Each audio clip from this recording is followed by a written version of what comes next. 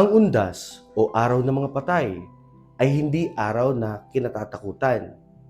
Kaya nga ang terminolohiyang ginamit dito sa ibang mga lugar ay Halloween, to make hollow, pabanalin ang ibig sabihin. Bakit? Sapag ito'y paggunita ng mga mahal natin sa buhay na inaasahan natin na kagaya natin pagdating ng araw, umaasa na makakasama ng ating Panginoon sa tagumpay sa langit. Kaya ang araw na ito ay paggunita natin sa mga yumaong kapatid natin at pagdadasal para sa kanila. Ito'y masayang araw ng pananalangin at hindi pananakot. Yan ang napakandang halaga ng araw na ito para sa ating mga yumao. Mula sa Commissionan Catholic Cemetery ng Archdiocese of Lipa, narito ang maikling katekismo tungkol sa araw ng mga patay at sa wastong paggalang sa sementeryo.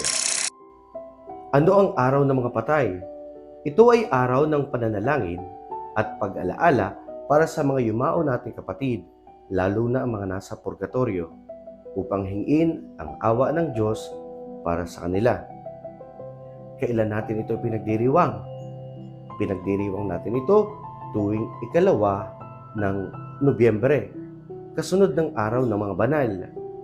Ito'y ayon sa tradisyon ni Saint Odelio noong 10 siglo ng simbahan. Ano ang dapat nating gawin sa araw na ito? Dumalo tayo ng misa. Kung maaari, magdasal para sa mga kaluluwa ng yumao. Mag-alay ng kandila at bulaklak at gumawa ng mga gawaing kawang-gawa bilang alay. Bakit tayo nagdarasal para sa mga yumao?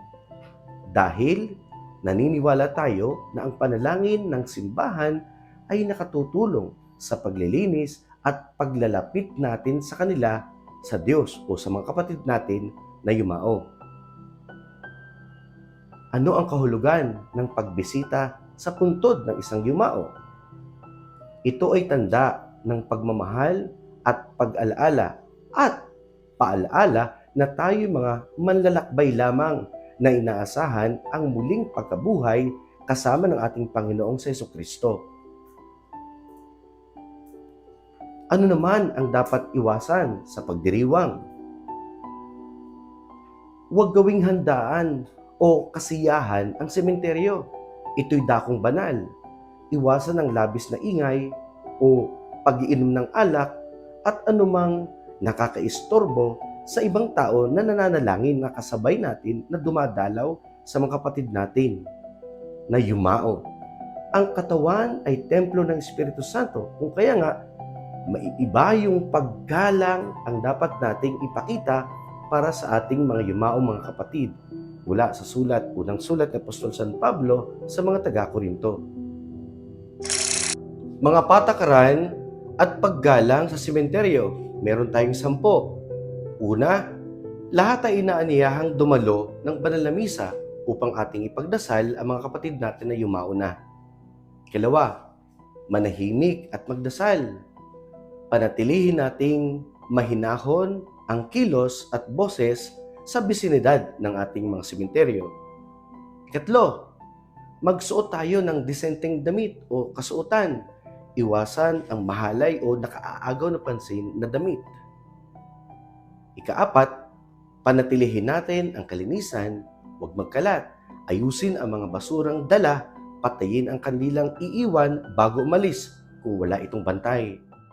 Ikalima, igalang ang puntod, huwag upuan o tapakan ng nicho o hayaan ng mga bata na maglaro, huwag mag-selfie ng hindi angkop. Ika-6, igalang ang iba, huwag makikipagsiksikan, magbigay daan sa matatanda at bata. Iwasan ang malalakas na tugtugin at tsismisan. Ika-7, sundin ang patakaran ng lugar, ang oras ng bukas at sara ng sementeryo. Huwag magdala ng mga bawal na gamit kagaya ng paputok, patalim, speakers na malalakas o ang alak. At igalang ang daanan ng sementeryo. Ika-8, mag-ingat sa kaligtasan, bantayan ang mga bata, iwasan ang pagsisiksikan at maging mahinahon sa trapiko at sa pila. Ikasiyam, kung hindi makakabisita sa sementeryo o makadadalo ng banal na misa sa kadahilan ng sapat, ay mahalaga na magsagawa ng pagdadasal sa mga tahanan para sa mga yumaong mahal natin sa buhay. Ikasampu at panghuli, sa napakaraming pagkakataon, isa sa naging sanhi ng sunog ang naiwang kandila sa altar o malapit sa kortina sa tahanan habang nagdarasal para sa yumao. Panatilihin nating mababantayan o mapatay at huwag nating iwan ng may sindi ang mga kandila matapos magdasal para sa mga kapatid natin na yumao. Isa sa mga rekomendasyon ng Commission on Archdiocese Catholic Cemetery ang tinatawag nating cemetery mapping. Ito'y magandang pagkakataon para sa mga parokya na may katolikong sementeryo upang mangalap ng mga datos para sa mga yumao. Mahalaga na magtalaga ng grupo ng mga kabataan upang magtanong kung sino ang mga nangangalaga sa bawat puntod o kamag-anak ng nakalibing upang sa ganon makahalap natin ang datos na magagamit natin para sa cemetery mapping. Maraming salamat po at nawa ang undas ay maglapit sa atin ng ating alaala ng pagdarasal para sa ating mga yumaong mahal sa buhay. Magpalain tayong lahat ng poong may kapal. Ako po ang inyong lingkod, Reverend Father Magno Casala, ang Direktor ng Commission on Catholic Cemetery ng Archdiocese of Lipa.